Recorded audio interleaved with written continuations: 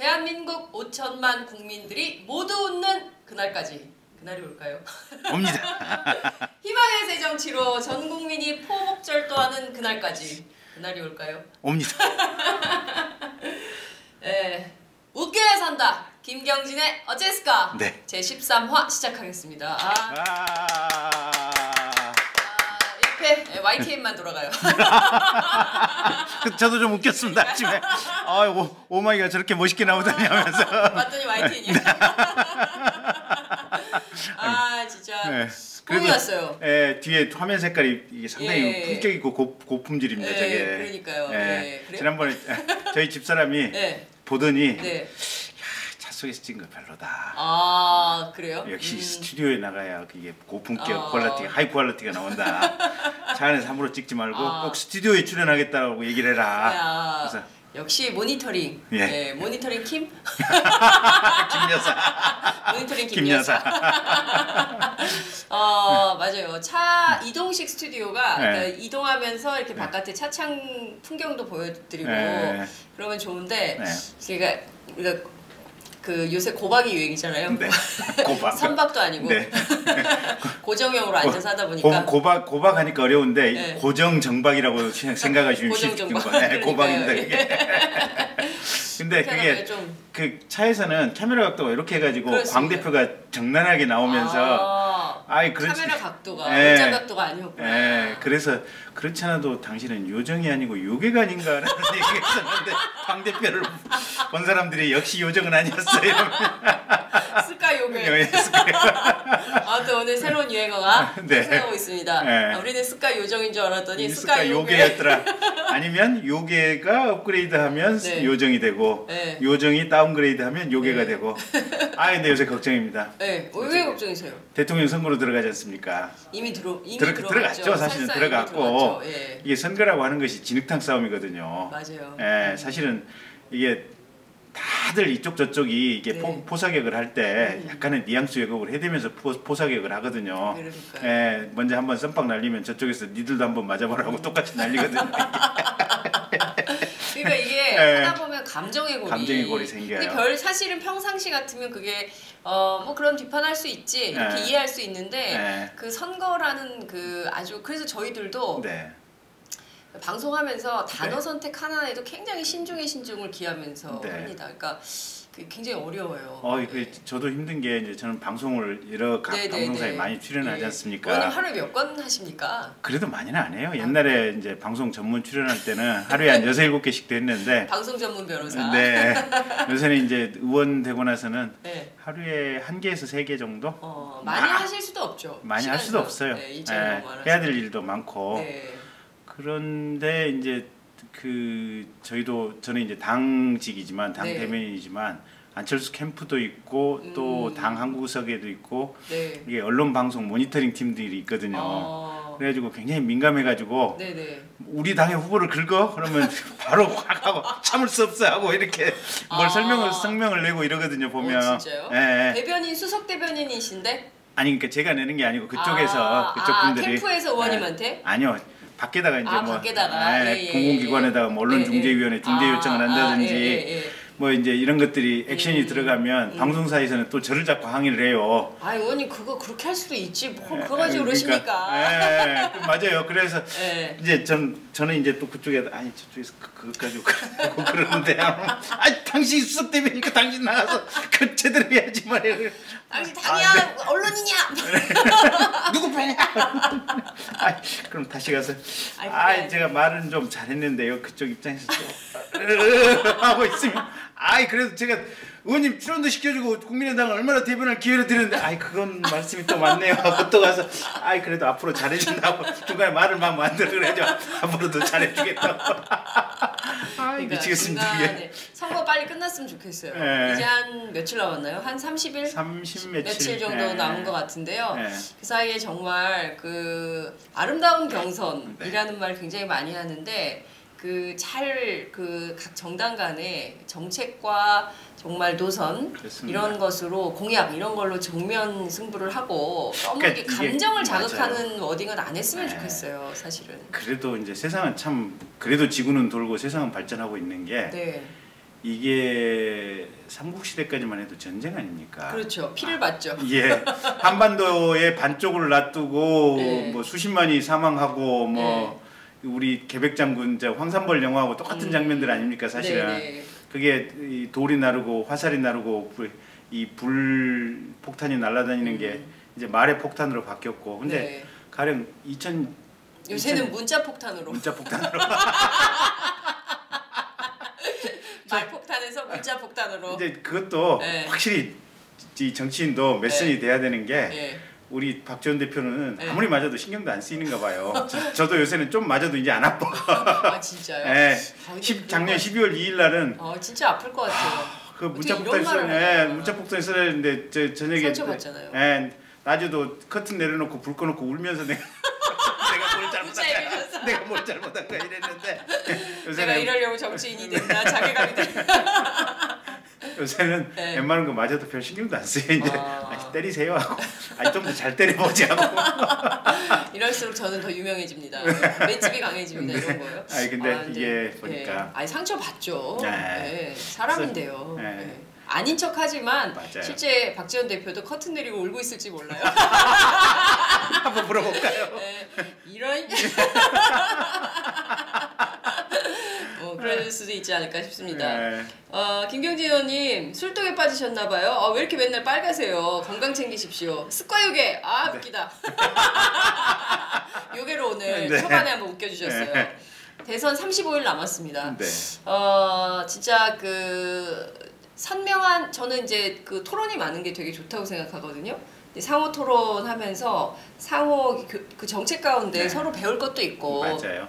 저 점은 내가 생각을 못했는데 저것은 보완해가지고 더 발전시켜야겠다. 아이디어를 보태면서 이른바 이제 대한민국이 제일 잘하는 게 저는 집단지성의 파워 같아요. 촛불 때 저희가 보지 않았습니까? 그러니까 그런 힘들을 잘 좀 이렇게 차곡차곡 쌓아서 대한민국을 어떻게 하면 더 지금보다 훨씬 더 좋은 나라로 만들 건지 연구하는데 좀 기폭제가 됐으면 좋겠다 이런 생각이 좀 듭니다. 현안 얘기를 좀 들어가서 말씀 좀 여쭤야 될 것 같은데요. 오늘 503번. 503호실 거주자. 503번. 503번 주인이 오늘 검찰 조사를 받는다고 합니다. 친절한 검찰씨가 직접 찾아가서 현장 조사. 근데 진짜 궁금해요. 구치소로 방문 조사를 합니까? 대개는 오라 그러죠. 피의자를. 거기도 99.9999999가 9개쯤 해서 오라 그러죠. 근데 이제 현장 나가서 조사를 하는 경우들은 그러니까 전에 전두환 노태우 대통령 시절이라든지 아니면 정말 중요한 피의자나 피고인인데 이게 어떤 신체 거동이 불편하다든지 뭐 이랬을 때는, 근데 사실 신체 거동이 불편하면 뭐 보석이나 이제 적부심으로 나가니까 또 그런 가능성은 더더욱 적긴 하지만 그런 상황에서 검사들이 간혹 현장에 나가긴 합니다. 특히 이제 병원 같은데 이제 입원해 있는 경우라든지 이런 경우에는 많이 가서 조사도 하기도 하죠. 근데 지금 같은 경우는 신체 거동 불편도 아니고 근데 이제 왜 가는 거죠? 503번? 그러니까 이게 야 너희들 올래? 하고 뭐 그런 건 아닌 것 같고요. 일단 그 앞에서 지금 서울구치소 앞에 박근혜 전 대통령 지지자들이 지금 시위하고 있지 않습니까? 그리고 뭐 경우에 따라서는 또 이제 이렇게 구속을 찬성하는 분들이 또 시위 일부에 또 참여할 수도 있고 또 부른다고 한다면 구치소 앞과 또 검찰청 앞에 언론사 카메라들이 계속해서 있을 거 아닙니까? 그렇죠. 지금 다 취재하고 있어요. 그래서 그런 과정 속에서 혹여 생길 수 있는 불상사나 이 마찰의 가능성 때문에 검찰 입장에서는 사고 나면 조사 안 하느니만 못 하거든요. 근데 검사가 현장에 들어간다고 하면 그 사고 가능성이라든지 이런 것들이 훨씬 이렇게 줄어드는 거 아니겠습니까?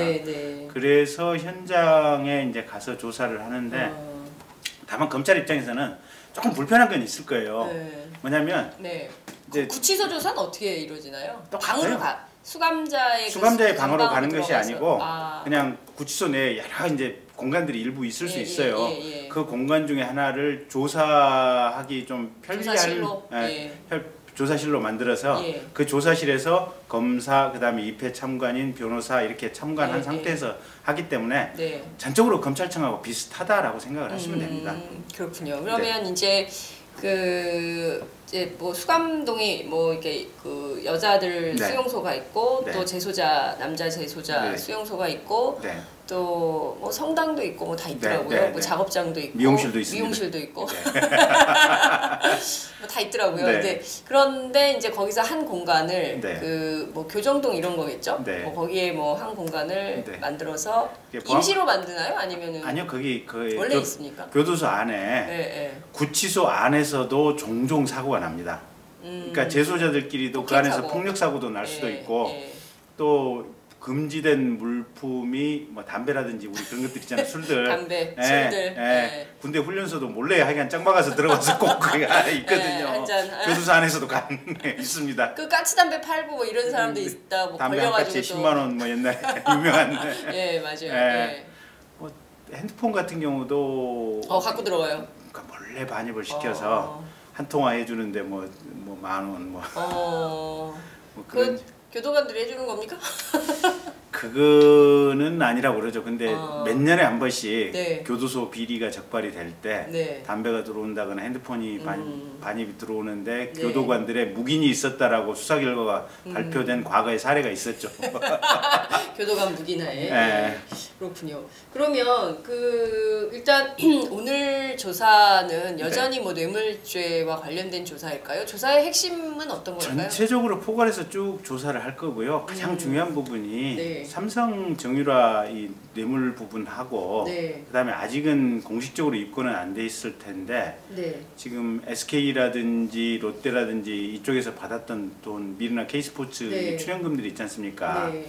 요게 혹시 구체적인 청탁이 있는지 네. 면세점 입점과 관련해서 구체적인 청탁이 있었는지 네. 또는 수사와 관련해서 어떤 구체적인 얘기가 오고 간 상태에서 미르나 K스포츠에게 출연금 납부가 있었는지 네. 이런 부분을 좀 더 세밀하게 확인하는 작업이 될 겁니다. 그래서 구체적인 청탁이 확인이 되면 네. 그 부분도 추가로 아마 뇌물로 입건을 할 것이고 네. 구체적인 청탁이 확인이 안 되면 그냥 그대로 직권남용 강요 행위로 그냥 네. 이렇게 그냥 둘 것이고 네.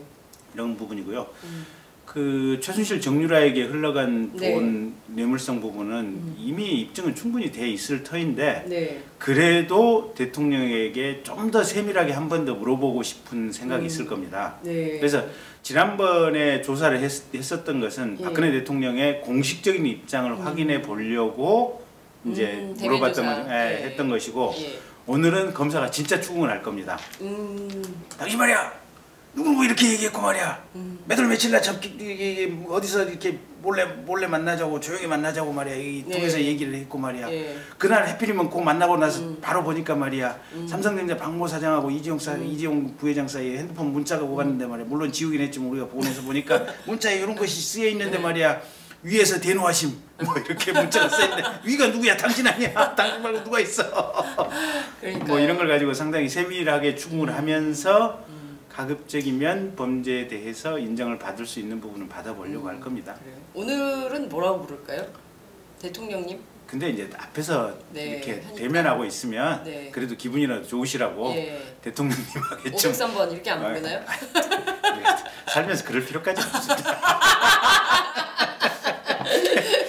이게 예. 그러니까 여전히 우리가 이제 박근혜 전 대통령에 대해서 공포심은 가지고 있지만 네. 실은 이미 이제 사회적인 세력은 완전히 잃은 사람 아니겠습니까? 그렇죠. 그리고 구속돼 있고 네. 어떤 면에서 인간적으로 좀 안쓰러운 면도 있거든요. 그러니까 우리가 항상 저희가 사법연수원 들어가서 첫 번째 배운 게 뭐냐면 네.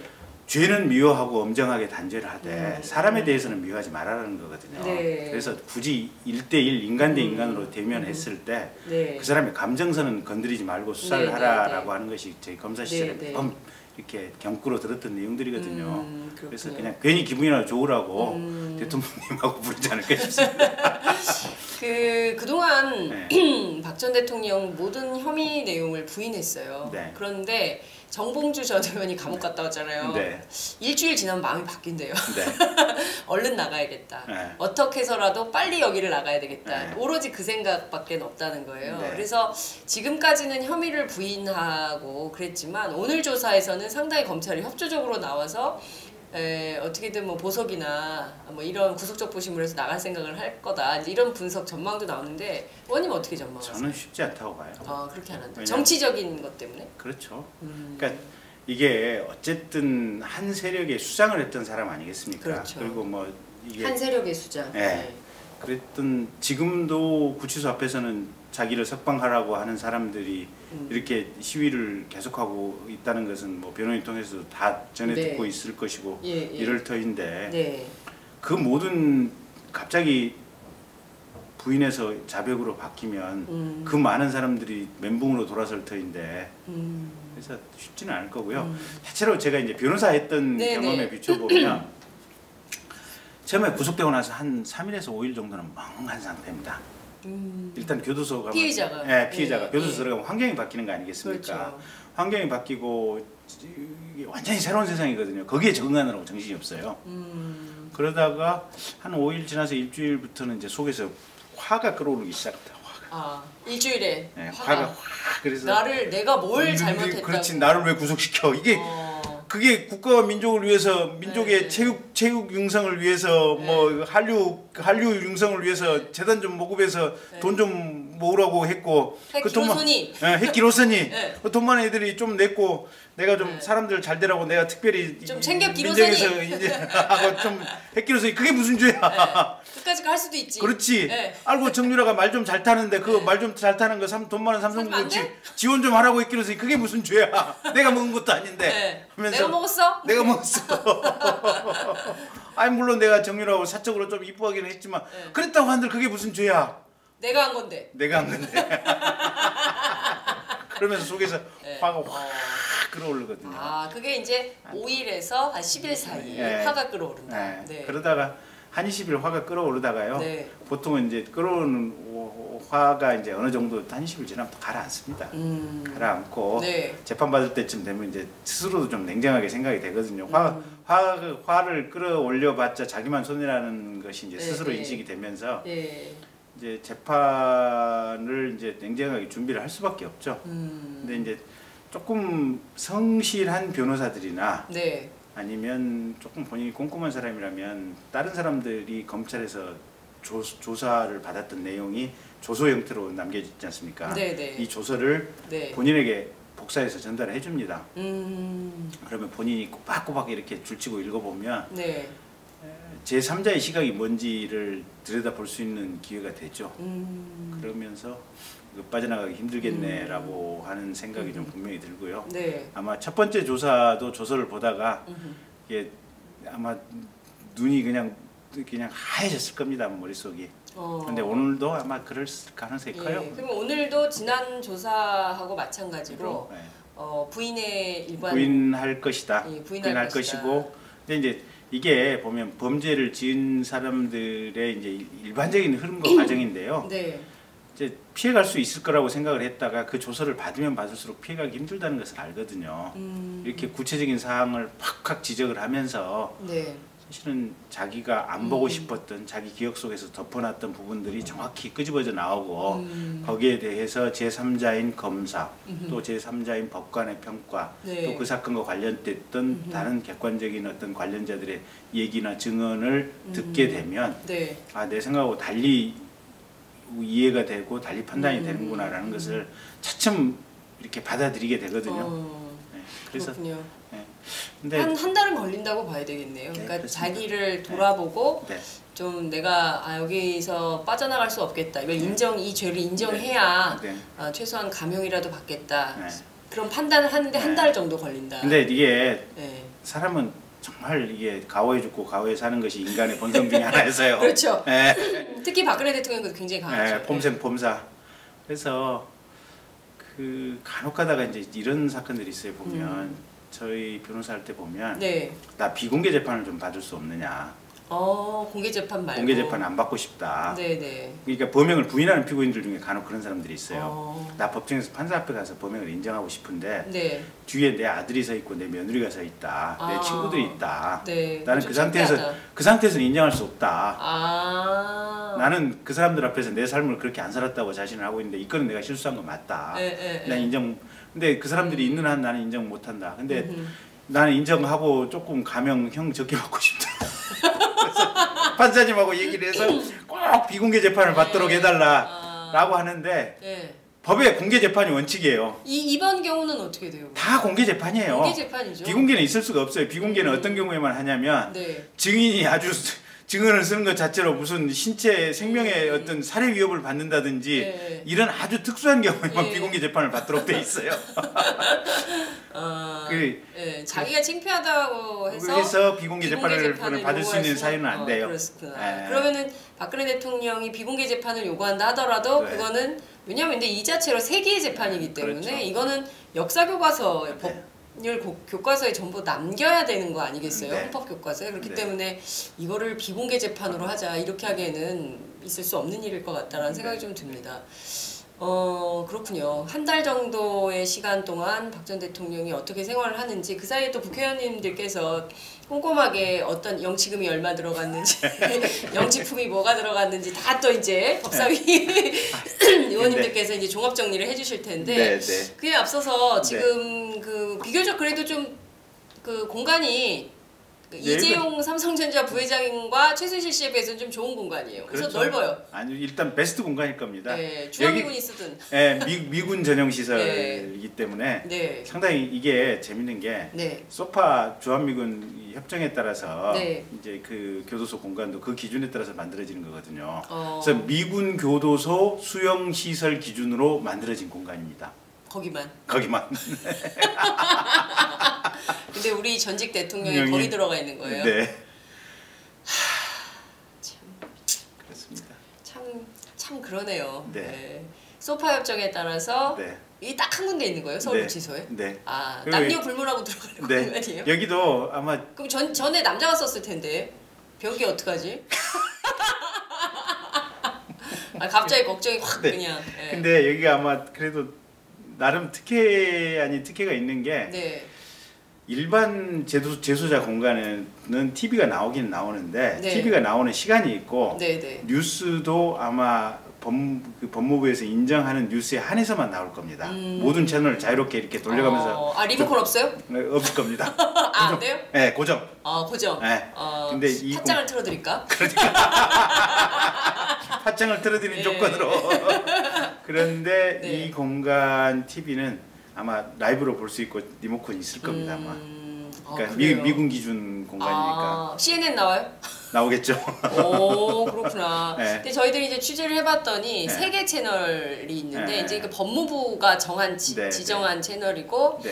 그 예능하고 드라마가 나오기는 하는데 다 이제 재방송들이고 생방송은 텔레비전 뉴스만 그 정규 시간대에 나온다. 아마 KBS겠죠? 이렇게 나온다는데 어떤 기자가 걱정을 했어요. 드라마 마니아인 박 전 대통령이 좀 걱정이 된다. 앞에 딱 썼더라고요. 드라마 마니아. 근데 이제 확인한 건 아닐 텐데 이렇게 딱 쓰면 그것도 이제 오보가 될 가능성이 있는데 어쨌든 기자는 그렇게 썼더라고요. 근데 저 같은 드라마 보시겠죠? 보셔야죠. 길라미도 보시고. 그러니까 나오나 요새. 그러니까요. 봤더니 변기격 걱정을 많이 하시더라고요. 그래서 같이 국조특위 하셨던 안민석 의원의 경우에는 인도주의적 차원에서 변기를 교체해줘야 된다 이런 주장을 하셨어요. 참으셔야죠 이제. 이제 참아야 돼요? 네, 참으셔야죠. 근데 쓰던 거 그대로. 그렇죠. 일식 사찬이라고 들었어요. 네. 괜찮으실까요? 먹어야죠 뭐. 어떡하겠어요. 밥은 괜찮아요? 옛날. 괜찮아요. 먹고 살만해요. 저기 첫날. 아니 스카 요괴 수준이 아니라 그분은 굉장히 그 뭡니까 잘 드셨잖아요. 근데 이게 한 시장이 반찬이라고 며칠 굶으면 먹게 돼 있어요. 우리 어렸을 때 애들 네. 뭐 사달라고 밥하고, 있으면 네. 안 줘버리잖아요. 그렇죠. 과자 안 줘버리고 네. 네. 과자 안 주고 사탕 안 주고 네. 그러면 김치하고 밥 먹죠. 먹게 돼 있어요. 결국. 아이 좀 무식해 보인다 우리. 아니 근데 이제 그런 네. 것도 이제 중요한 뭐 그게 저기 영치금이 들어가면 네. 그 안에 사식들이 있어요. 무슨 닭 치킨이라든지 뭐 이런 네, 것들 네. 좀 있어요. 하루에 2만 원까지 네. 살 수 있다면서요? 아니 2만 원어치도 많아요. 그래요? 네. 그 닭 한 마리 얼마예요? 일반보다 조금 쌀 거예요. 밖에서 한 7,000원 한다 이러면 네, 네. 거기서는 한 6,000원, 5,000원 뭐 이 정도 할 거예요. 네. 아 그렇군요. 네. 그 많습니까 종류가? 영치 그렇게 많지는 않아요. 조금. 아니, 전직 교도소 출신하면 불러지 그러니까. 얘기를 들어봐야 되겠다. 임태훈 소장 이런 사람들, 네, 네, 군인권센터 소장 이런 네. 사람들 불러가지고 네. 교도소 전반에 대해서 한번. 그 저기 교도소 갔다 왔던 그 정봉주 의원? 하태경 의원. 아 하태경 의원. 네. 네. 거의 좀 옛날에 갔다 왔잖아요. 하긴 그렇다. 정봉주 의원이 조금 최근에 최근 업투데이트. 그 식사를 네. 어떻게 하나요? 식구통으로 들어오나요? 아니면 문 그러니까 열고 원래대로 주나요? 한다면 그 일반 식당에 가서 어. 그렇게 드시고 이렇게 배식 이렇게 청소를 하셔야 돼요. 식당에 가서. 아 식당에 가서 근데 예, 예. 방으로 갖다 주는 게 아니라 네. 수감방으로. 근데 요 동은 네. 지금 미군 수감동이거든요. 그리고 그럼 이 동에 혼자 있는 거예요? 단독 그러니까 동에? 원래대로 한다면 본인 말고 또 다른 미군들 있어야지. 수감자가 있으면 같이 있는 거고 예, 예, 예. 없으면 본인 혼자 있는 거고. 지금 없잖아요. 그렇죠. 미군이 없는 것 같은데요. 네, 네. 예, 예. 근데 미군 아니어도 네. 아주 이렇게 특별한 수감자가 또 있을 수도 있죠. 그 뭐 법무부에 뭐 확인을 해봐야 되는데. 네, 네, 네. 예. 어쨌든 근데 이 정도 뭐 특별한 수감자는 없다고 치면 네. 미군이 없으면 혼자라고 봐야죠. 그래도 이 방에는 샤워기도 있고 네. 그 이재용 부회장 있는 데는 수도꼭지는 있는데 샤워기가 없대요. 그런데 이제 네. 그 경우에는 이제 바가지로 물을 받아서 이제 네. 샤워를 해야 되겠죠. 네. 근데 따뜻한 물이 나옵니까? 따뜻한 물 아마 여기는 계속 나오겠죠. 미군 기준으로 돼 미군 있- 기준이기 예, 때문에. 예, 예. 네. 그렇구나. 다른 데는 안 나오나 보죠? 다른 데는 잘 모르겠어요. 근데 물이 나오는 시간이 정해져 있을 거예요. 아 따뜻한 물 나오는 시간이 예, 그러니까, 그 시간에만 딱 샤워를 해야 되는 거. 네, 근데 아마 우리는 예. 통상 이제 예, 욕실 예. 화장실하고 욕실하고 같이 그렇죠. 붙고 있고 예, 거기 예. 틀면 나오잖아요, 나오잖아요. 보면. 예, 예. 근데 보통은 목욕하는 공간들이 다 따로 달리 있어요. 아 각각에. 그렇구나. 예. 예. 그래서 목욕하는 시간도 정해져 있고. 음, 근데 여기는 미군 기준이면 아마 그냥 나오지 않을까 싶네요. 그렇군요. 네. 어찌됐든 그 박근혜 전 대통령이 불이한 권력 행사를 해서 감옥에 간 겁니다. 네. 그러니까 무슨 정치적으로 박해를 받아서 간 건 아니잖아요. 그쪽 사람들은 그렇게 얘기를 하고 싶어 하죠. 예. 그러니까 이제 근데 홍준표 네. 그 자유한국당 후보도 네. 그렇게 네. 얘기를 하더라고요. 정치적으로 네. 박해를 받아가지고 네. 간 거다. 근데 홍준표 씨는 홍준표 씨. 예, 홍준표 후보라고 그럴까요? 홍준표 이제 후보? 후보라고 예, 하고 예, 아직 후보니까. 예, 예, 예. 아직 후보 등록은 안 했지만 예, 뭐 예. 후보라고 하고 예, 예. 예. 홍준표 후보는 말이 막 왔다 갔다 해요. 네. 어떤 때는 춘향인 줄 알고 뽑았더니 향단이었다라고 하면서 그냥 지극히 비하를 하더니 예, 예. 향단이가 비한가 어쨌든 좀 예, 예. 다운그레이드해서 예, 예. 평가를 하더니 그때는 이제 조선시대 계급 사회였으니까 비하죠. 예. 그러다가 갑자기 또 뭐 그냥 어떤 때는 또 이렇게 어부를 시키기도 하고 그래서 그 양반은 이게 튀어다니는 게 종잡을 수가 없다. 예. 그래서 그렇군요. 그분 말씀은 그냥 대략 그냥 한 귀로 듣고 한 귀로 흘릴 필요도 없고 귀에 아예 안 듣는 게 좋습니다. 그냥 슝. 슝 들어요. 아니 예. 어젠가 그제는 예. 그 국민의당을 향해서 예. 얼치기 보수, 좌파. 얼치기 좌파, 얼치기 좌파라고 했어요. 예. 박지원 대표가 그 입을 어떻게 할 수도 없고. 그러니까 저희 박지원 대표께서 저희 네. 대변인들 예. 보고 그냥 야 아무 얘기도 하지 마라. 논평조차 하지 마라. 논평조차 하지 마라. 말 섞어서 대꾸하면 우리 입이 더러워지니까 아예 섞지 마라. 아예 말 섞지 마라. 홍준표 말 섞지 마라. 예? 우리 입이 더러워진다. 예. 기사 제목 나왔습니다. 그래서 아예 그냥 아무런 반응을 안 보이기로 지금. 그렇군요. 네. 네. 하여튼 저 같은 이제 저희가 이제 박근혜 전 대통령 얘기하다 이제 여기까지 왔는데 저 같은 이제 박 전 대통령을 바라보는 시각이 이게 불이한 권력, 그동안 부당한 권력 행사를 했기 때문에 그 죄 때문에 감옥에 간 것이다. 이것은 분명한 사실인 것 같아요. 그 사실을 자꾸 흔들거나 왜곡하려고 해서는 안 되지 않을까요? 그렇죠. 그러니까 그게 뭐 가장 기본적인 상식이고요. 전직이 뭐였든 뭐 전에 대통령을 했건 뭐였건 네. 범죄가 있으면 처벌받는다. 그게 당연한 어떤 헌법적 원칙이 작동하고 있는데 네. 거기에 대해서 왈가왈부할 필요도 없어요. 그리고 실은 지금부터는 우리 국민들이 이 전직 대통령 박근혜에 대해서 우리가 무슨 관심을 가질 필요도 없어요. 이제는. 네.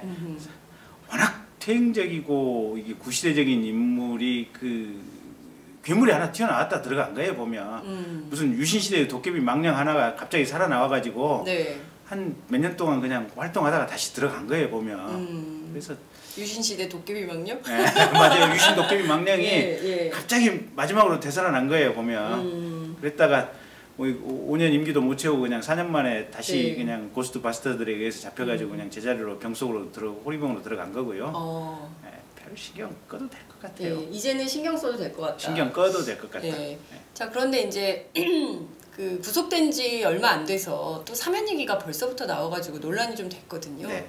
의원님은 좀 어떻게 생각하십니까? 그게 말이 안 되는 얘기들이죠. 사면이라고 하는 것이 이게 이러잖아요. 원래 사면 제도의 본질은 네. 조선시대 때 네.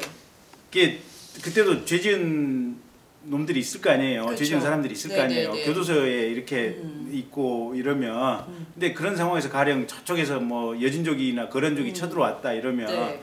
교도소에 두는 것 자체가 이 사람들 도망 못 가게 감시를 해야 되는데 이 포졸들이 사실은 전쟁에 나가서 일선에 가서 칼 들고 싸워야 될 거 아니에요 보면. 근데 이 감시하느라고 병력이 부족하고 또 심지어는 이 사람들도 보면 앞장서서 싸우면 국가와 민족을 위해서 물론 여기서는 도둑질하고 거짓말하고 사기쳤을지는 모르겠지만 국가와 민족을 위해서는 잘 싸울 수도 있잖아요 보면. 그래서 6.25 때 이 사형수들 부대도 뭐 이게 목숨 건 이 뭐 돌격대도 만들어내고 이러잖아요.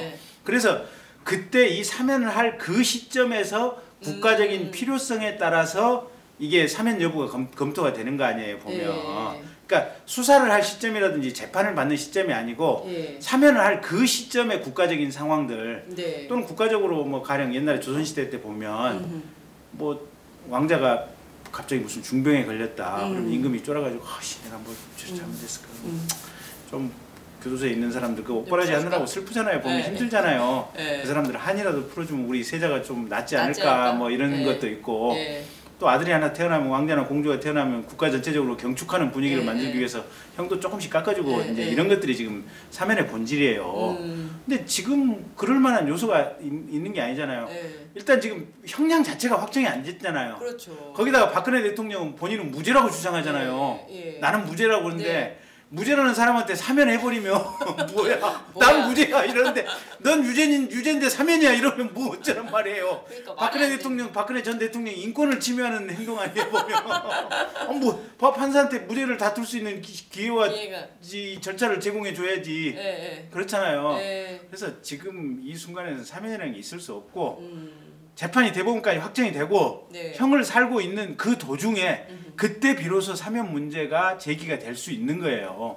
그렇잖아요. 근데 이제 보면 그 정치적으로 늘 과거의 전례를 보면 재벌 총수들 같은 경우에 뭐 일종의 경제 활성화라는 이름으로 재벌 총수들 사면을 많이 해줬잖아요. 심지어 이건희 회장은 원포인트 사면도 해줬어요. 이명박 전 대통령이.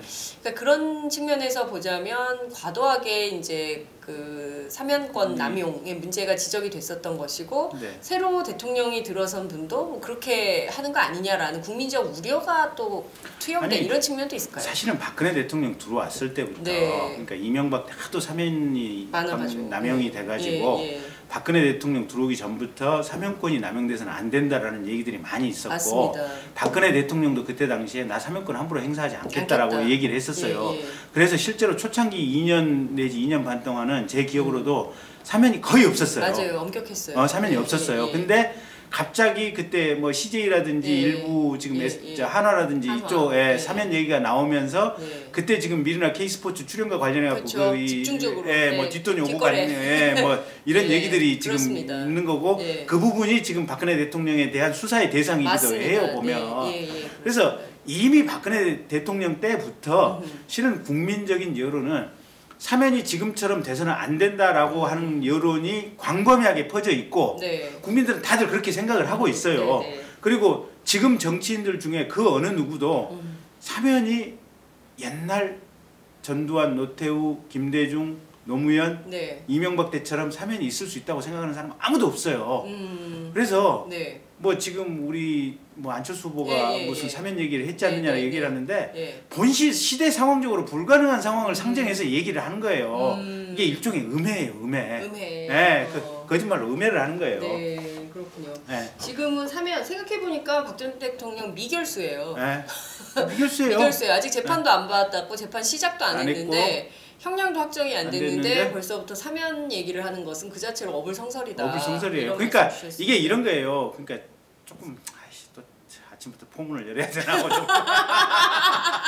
열까 말까 네, 한방 쏠까 말까 하는. 지금 8시 37분인데 이거. 네, 아침에 너무 빨리 여는데 한 점심 먹고 이제 오후 1시부터나 열어야 되는데.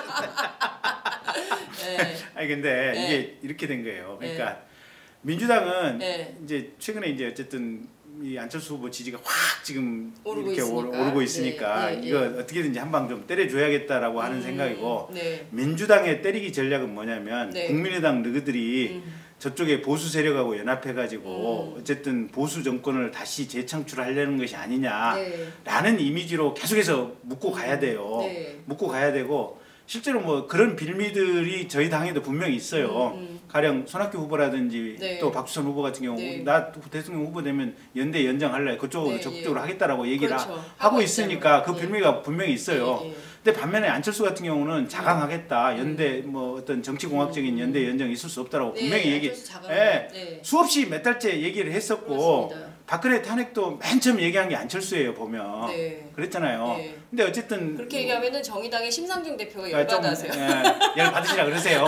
그런데 잘못했어요. 이번에 사면 논란도 사실은 이 왜곡의 주인공 중에 하나야. 아 심상정 대표가 그래요? 거기까지 굳이 안 때리려고 그랬는데. 아 정의당까지 때리고. 여하튼 한 대 쳤으니까 우리도 한 대 때려줘야지 이제. 네. 그래서 이제 안철수가 올라오니까 민주당 쪽에서는 요것들 사쿠라다라고 해서 때리고 싶은 거예요 보면. 근데 그 사쿠라라고 할 수 있는 걸 뭘까? 그러면 저것들이 박근혜를 사면해주겠다고 해서 보수표를 더 얻는 쪽으로 뭔가를 하겠다라고 이렇게 지금 때리고 싶은 건데 그 안철수 후보가 사면에 대해서 먼저 얘기를 한 게 아니고 하남시장 지금 재보궐선거 진행 중이잖아요. 그 하남시장 선거하는데 지원 유세를 안철수 후보가 갔어요. 갔더니 옆에 이제 따라오던 취재차 온 기자가 안철수 의원님 박근혜 대통령 사면과 관련해서 일각에서 뭐 사면 금지하자 말자 뭐 이런 얘기가 있는데 사면에 대해서는 어떻게 생각하십니까라고 물어봤어요. 기자가 안철수 의원한테. 사면 금지는 이재명 후보가 이재명 후보가 그때 토론회 때 2번이나 문재인 후보한테 우리 사면 금지 협약하자라고 얘기했더니 문재인 후보가 아이 그런 거 사면 금지 공식 선포하는 것은 대통령 후보로서 품격에 맞지 않아 뭐 이렇게 얘기를 2번에 걸쳐서 했어요. 근데 어쨌든 기자가 그렇게 물어보니까 그 안철수 후보가 또 점잖게 근엄하게 이제 대통령 후보로서 품격을 지키겠다고 지금까지 사면은 너무 남용이 돼 왔고요. 대통령은 사면권 행사 안 할수록 좋고요. 저는 행사 안 할 거고요. 위원회에다가 맡겨서 할 겁니다. 아 그래서 박근혜 대통령 사면에 대해서는 어떻게 할 거냐고요. 그러니까 아니 그거야 뭐 시민들이 계속 얘기를 한다면 위원회에서 판단하도록 해야죠. 이게 정모예요. 시민들이 계속해서 요구한다면 위원회에서 판단하도록 해야죠. 라는 것이 안철수 박근혜 사면을 미끼로 보수표 구걸하다로 변환이 된 거야. 아 그런 일이 있었구나. 참. 그래가지고 제가 그 기자는 어떻게 됐습니까? 아니 뭐 기자들 정정보도 요구해야죠. 아니 무슨 정정보도 기사 한 번 씁니까? 그 다음에 또 맞으면 어떡해. 우리 기자들이 얼마나 무서운데 한 번 맞고 끝내야지. 그래서 거식이 무엇이냐? 거식이 무엇이냐? 잠깐만 내가 이걸 보여드려야지. 없네. 아니 이럴 수가 없네. 없네. 하여튼 그래서 이제 뭐 이런 거예요 보면 그 사면에 대해서는 그날 이제 저녁에 안철수 후보가 트위터에도 올렸어요. 지금은 사면 논할 시점 자체가 아니다. 사면 생각할 시점도 아니고 얘기할 시점도 아닌데 그게 왜 논란이 되는지 모르겠다라고 하는 것을 그게 더불어민주당의 아마 대변인들이 그 얘기가 있었음에도 불구하고 다음날까지 계속 때렸고 심상정 의원도 그 뉘앙스를 왜곡해서 때리고 계속해서 그런 거예요. 그러니까 이게 하여튼 근데 저는 그 사실에 기초한 비판이 굉장히 중요하다고 생각합니다. 그러니까 사실에 기초하지 않고 카더라 그랬다는 거 아니야 뭐 이런 식으로 일파만파하기 시작하면 말이 말을 낳고 그 나은 말 때문에 상처를 받고 감정에 앙금이 생겨서 돌이킬 수 없는 관계 회복이 굉장히 어려워진 이런 게 되기 때문에 특히 정치에 그런 게 많아요. 그리고 저나 이용주 의원 같은 사람들 지난번 청문회부터 시작을 해가지고 검찰 수사까지 나름대로 우리 사회의 방향을 잡기 위해서 노력하셨죠. 얼마나 정말. 노력을 해왔습니까? 근데 그렇게 무슨 사면 이런 것들이 어떤 정치적인 표를 얻기 위해서 타협의 대상이 된다. 그런데 당내에서 있을 수가 없는 거예요. 만약에 그런 움직임이 있으면 제일 먼저 앞에 나서서 그렇게 하면 안 된다고 악쓰실 분들이에요. 버럭 거사. 그리고 안철수 후보가 이 양반이 그러니까 이렇게 보면 돼요. 저는 아직도 안철수 의원의 정치력이 저보다도 부족하다고 생각을 하는데 이제 좀 내부에서 논평 나와요, 의원님. 아 그렇습니까? 김경재는 이제 잘라라고. 김경재 잘라라. 저것이 감히 대선 후보의 본인을 무시하다니 하면서. 근데 비판할 건 비판해야죠. 근데 이분이 너무 뭐랄까 능수능란하지가 못해요. 너무 순박하고 너무 순진에 가까울 정도로 뭐랄까 하긴 담백한 사람이에요 보면. 이게 트릭을 모르는 사람. 트릭을 쓰고 뭐 이럴 수 있는 유전자 자체가 없는 사람이에요. 특이한데요? 사실은 그 부분이 걱정이 돼요. 그러니까 정치라고 하는 너무 것은, 완고한 것이 문재인 대표도 너무 이게 완고하다고. 가령 우리가 생각해 보면 세종시대가 태평성세인 것은 왜 성세인 것인지 아세요? 세종이 아침부터 저녁까지 공부도 하고 같이 진지하고 정말 어떤 조세제도 하나 개편하기 위해서 십몇 년간 실험 이쪽 실험 연구에 연구 토론에 토론을 거듭한 커뮤니케이션이 있었기 때문에 세종이 불세출의 성군이 됐지만 그 전에 못 봤던 게 하나 있어요. 뭐냐면 태종이 폭군이었기 때문에 세종시대의 성군이 가능해요. 태종이 왜 폭군이었냐? 태종 수없이 많은 신하를 죽였어요. 세종의 장인까지 죽였어요. 뭐냐면 신하들 중에 거세고 드세고 뭔가 분탕질을 할 만한 사람들은 깡그리 죽여버렸어요. 그러면서 왕권 권력이라는 것이 이렇게 무섭고 이 권력에 대항했다가는 뼈도 못 추린다. 아무것도 할 수 없다라는 거 하는 것을 신료들에게 정확하게 각인이 된 상태에서 태종의 바톤 터치를 세종이 받고 들어온 거예요. 그래서 세종 때는 세종이 진심 어린 세종이 정치를 하더라도 누군가 욕망을 가진 존재가 이 미꾸라지처럼 분탕질 치고 다니면서 뭘 할 수 있는 생각 자체를 못했던 거예요. 태종이 그 분위기를 만들어냈던 거예요. 그렇기 때문에 가능한 건데 그런 희한한 어떤 시대적인 이 바톤 터치 조합이 일반적으로 되지 않는 한은 정치라고 하는 것은 이 권력이라고 하는 것 존재, 이 권력이라고 하는 게 무슨 의미가 있냐면 1년에 400조 되는 예산, 인사를 어떻게 조정하느냐, 누가 더 가져가느냐, 이게 권력의 본질이잖아요. 이걸 가지고 싸우는 거예요. 싸우는 것은 국회의원만 가지고 싸운 것이 아니고 지역 주민들도 국회의원을 니들이 장수로 나가서 대신 싸우라고 그러고 네가 대통령 후보로 나가서 싸우라고 그러고 농민 대표, 노동자 대표, 무슨 기업 대표, 각 지역의 대표들이 나와서 정신없이 싸우는 게 이 정치적 권력 투쟁의 장이에요. 맞습니다. 통상적으로 보면 이 권력 투쟁이 얼마만큼 강렬한지 모든 분탕질이 다 나오는 거예요. 보면 모든 이해관계가 집결하는 데가 바로 국회죠. 그렇습니다. 국회고 사실은 권력이고 그 정점의 중앙에 대통령직이 프레지던시가 있는 거예요. 그래서 대통령은 너무 순수해서도 안 되고 정말로 순수한 대통령이 꼽히기 위해서는 그런 아까 말한 태종과 세종과 이런 바톤 터치 같은 절묘한 시대적인 연속성이 있어야 어느 정도 이게 맞게 돼 있어요. 근데 통상적인 일반적인 정치적인 상황 속에서는 순수한 마음, 진정한 마음, 깔끔한 어떤 순종과 같은 이런 마음과 가지고는 정치하기는 쉽지 않아요. 당하기가 쉽다. 쉽지 않아요. 그래서 어떤 의미에서는 정치라고 하는 것은 사람의 욕망을 읽으면서 능수능란하게 조정할 수 있는 이 능력이 있어야 돼요. 보면. 갑자기 박지원 대표 얼굴이 확 지나가네. 그렇습니다. 아니 그래서 그 제가 늙은 장아찌, 묵은 장아찌 얘기를 가끔 하잖아요. 보면. 묵은 장아찌. 묵은 장아찌.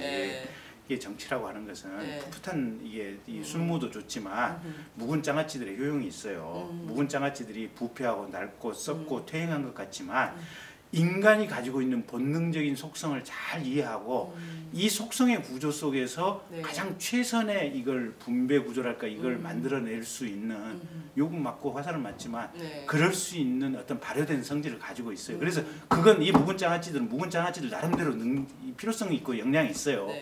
박지원 묵은 장아찌. 묵은 장아찌.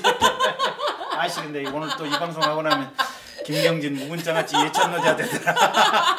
아니 박지원 묵은 장아찌. 묵은 장아찌 비유를 당한 박지원 대표가 오늘 분기탱천할 것인지. 내가 봐야 묵은 장아찌냐. 나를 어디다 대고 묵은 장아찌야. 아니 뭐또 것 같습니다. 사선 5선 했으면 묵은 장아찌.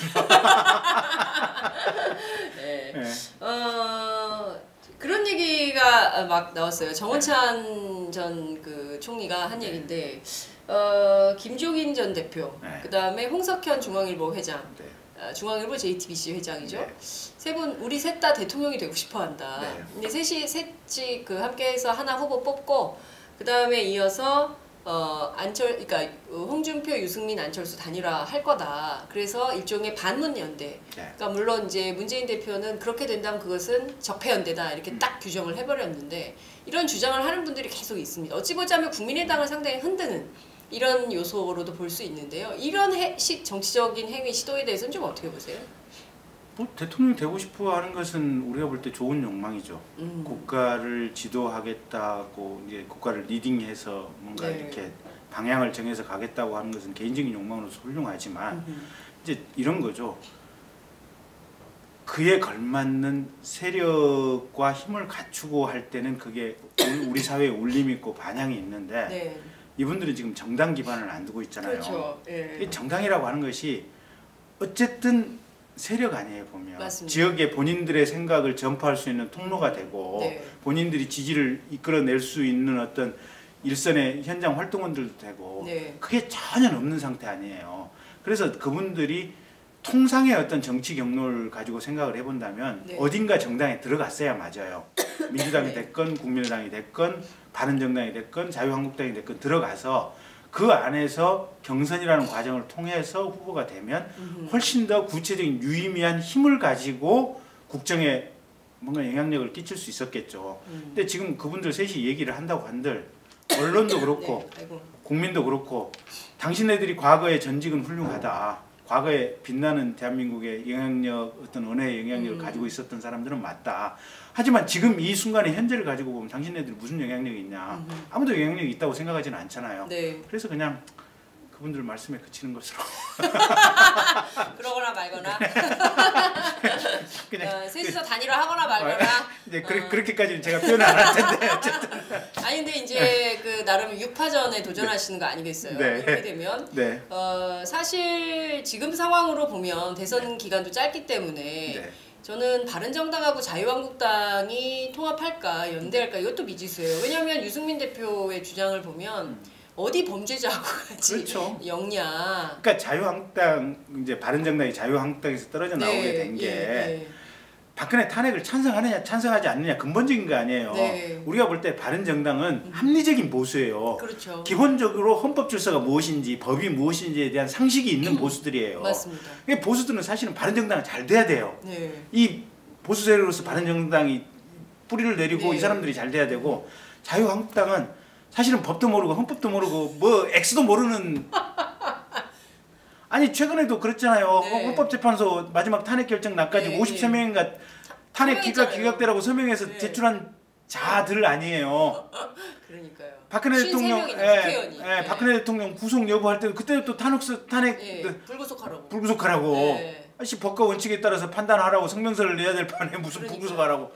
법 X도 모르는. 법도 모르는. 그래서 거기는 사실은 장기적으로 보면 그분들 정치해야 됩니까? 말아야 됩니까? 아니 다 사실은 소멸돼야 될 존재들이에요. 소멸돼야 된다. 정치적으로 자유한국당 소멸돼야 돼요. 정치적으로 냉철하게 심판받고 당 자체도 없어져야 되고 해체해야 돼요? 해체해야 되죠. 그다음에 그 한 명 한 명들 이런 사람들이 다음에 절대로 국회의원이 재선돼서는 안 돼요. 근데 이번 선거의 비극 중에 하나가 사실은 국회의원 선거가 앞으로 3년이나 남았다는 거 아니에요. 임기가. 그러다 보니까 저 헌정질서 파괴에 동조하는 자들의 이름과 면면을 명확히 확인하고도 네. 지금 우리 헌법상 그걸 깰 방법이 없다는 거 아니에요. 물러나게 할 방법이 네, 없다는 거 아니에요. 보면 그게 지금 현재 우리가 갖고 있는 모순이고 네. 우리의 통점이긴 한데 네. 어쨌든 명확하게 기억을 하고 있다가 네. 저 사람들은 퇴출시켜야 돼요. 당장 그 경북에서 재보선이 있어요. 네. 예, 그래서 원래는 자신들이 그 후보 안 낸다 그랬었거든요. 네. 자유한국당이. 네. 그리고 공천 안 한다 그랬는데 네. 어느 날 봤더니 김재원 수석, 박근혜 전 대통령의 사실상 그림자처럼 행세했던 분인데 공천을 했어요. 그래서 출마한다는 거거든요. 근데 이게 네, 주민들이 어떤 판단을 내릴까요? 그러니까 인간사가 수렁인 게 네. 이런 거예요. 옳고 그름이 있고 네. 사랑하고 싫어하고 좋아하고 싫어하는 흐름이 있고 네. 과거에 내가 은혜를 입었고 빚을 졌고 하는 이런 네. 요인이 있고 그러면 우리가 의사결정을 할 때 네. 뭘 판단할 때 반드시 옳고 그름만을 가지고 판단하지는 않는다는 거예요. 의식의 흐름이. 네, 의식의 흐름이. 예. 그게 인간인 이상 갖고 있는 우리 모두의 고민이에요. 제가 잘난 척하면서 큰 소리를 떠들고 있는 여기 있는 이 김경진이도 네. 제가 항상 옳고 그름만을 가지고 판단하느냐. 옳고 그름이 첫 번째 프라이어티긴 해요. 네. 근데 경우에 따라서는 내가 삶에 정말로 큰 빚을 진 사람이 있다 이러면 우리도 고민할 수밖에 없는 상황들이 있을 거예요. 흔들릴 수밖에 네. 없어요. 네. 이게 인간사다 보니까 이 수렁과 같은 인간사 속에서 그러면 우리가 평균적인 집단 지성이 있고 우리가 이런 보편적인 판단 기준이 있음에도 불구하고 네. 사실은 바른정당보다 자유한국당이 지금 정당 지지도가 더 나오는 이유는 그러니까요. 그 의사결정이 첫 번째 옳고 그름의 기준으로 가는 것은 아니라는 거예요. 그러니까 거기다가 네. 그것도 정치 지도자들이 호도를 해서 만들어내고 맞습니다. 있잖아요. 억울하게 네. 탄압당했다. 뭐 배신자 배신자다. 뭐 이게 저쪽에서 JTBC 태블릿을 조작해서 만들어냈다 증거를 네, 이래서 네. 정말 대통령이 네. 대통령이 억울하게 증거 조작으로 감옥 가고 있는 세상이다. 네. 이걸 만들어내고 있고 네. 일부 눈박지 못한 사람들은 거기에 속아서 또 신념이 왜곡되게 나타나기도 하고 그렇잖아요. 그렇습니다. 또 눈 밝은 사람들 중에서는 뭐가 옳고 그른지 알지만 내가 과거에 빚졌기 때문에 여기 도와줄 수밖에 없다도 있고 뭐 여러 가지 상황들이 네, 있어요. 맞습니다. 보면 네. 또 공무원들 중에는 그래 옳고 그름을 떠나서 이 집단이 성공해야 나도 여기서 한 직급이라도 더 승진하는 데 도움이 돼라고 생각을 해서 거기를 미는 사람들도 있고 여러 가지잖아요. 보면 여러지네요 진짜. 여러 가지예요. 그래서 정치가 수렁인 게 바른정당이 잘 돼야 되는데 지금 네. 폼새로 보면 네. 그 두 번째 세 번째 뭐 등등의 요소로 인해서 자유한국당 쪽의 지지가 더 높아요. 네, 지금 그렇죠. 네, 네. 그래서 연대가 될까요? 안 되죠.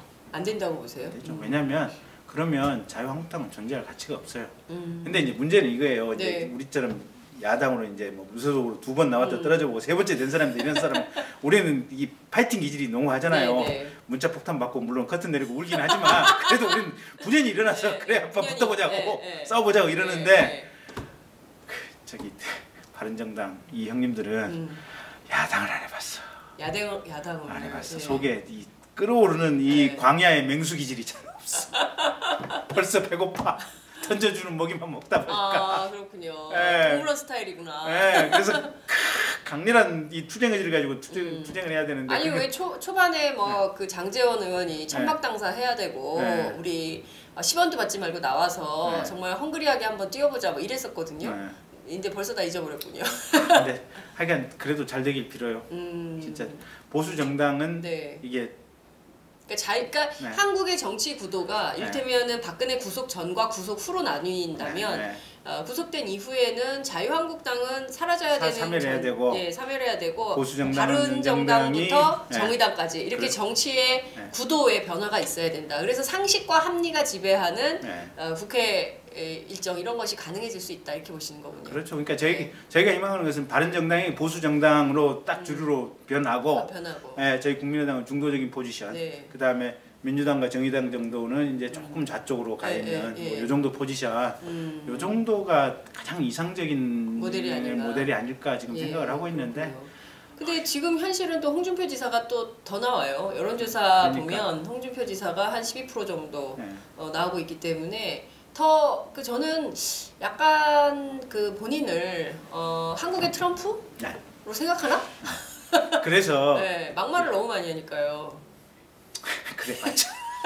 막말도 일관성이 있어야 돼. 네, 일관성도 없어 여기는. 따라가도 헷갈려. 우리가 어디로 가고 있는 건가 하고 자기도 헷갈려. 그래서 예. 우리 박지원 대표가 아예 신경도 끄라. 걔 보고 있으면 머리 어지럽다.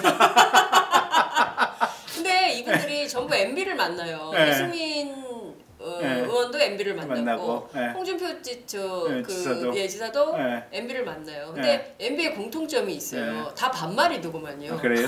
잘해봐야. 누굴 만나든 다 반말로 하던데 어쨌든 이제 약간 보수의 상징처럼 네. MB와 JP가 돼버렸어요. 네. 어쨌든 그 MB에게 충성하면서 뭐 다 합쳐서 한번 해봐. 니들 좀 해봐 한번. 우파, 뭐 좌파집권 막아봐. 뭐 이제 이런 식이거든요. 뭐 이런 프레임에 대해서는 좀 어떻게 보세요? 그래 봐야. 그래 봐야 안 된다. 국민들이 속속들이 알았으니까. 네. 국민들이 속속들이 알아버렸으니까. 아이 그 저기 해외 자원 개발한다고 해외로 2조 3조씩 하면서 사람 한 명 두 명 파견하는 게 어디 있어요? 보면. 그러니까요. MB에 대해서 다음은 MB다. 이런 얘기가 많이 회자되고 있는 것이 사실입니다.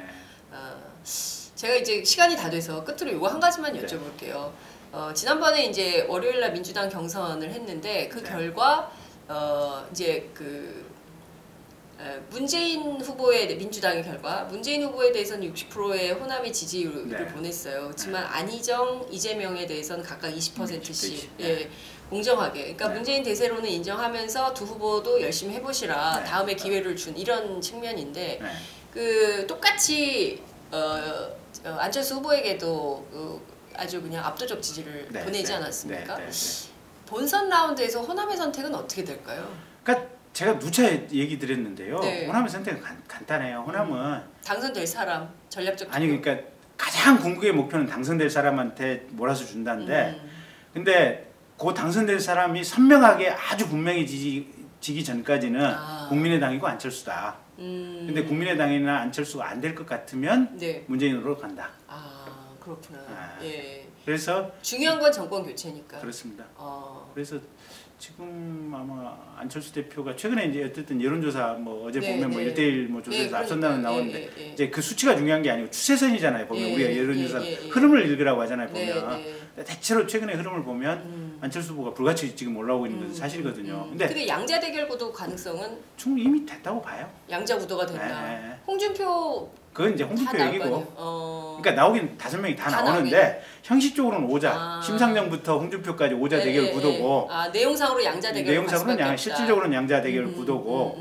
그러니까 저도 그러니까 최근에 이게 왜 생겼냐고 한 2, 3일 동안 생각을 해보니까 이거예요. 호남 경선을 하면서 호남 주민들이 직접 우리도 저도 하루 종일 북구청 앞에서 인사하느라가 허리 부러지는 줄 알았다니까.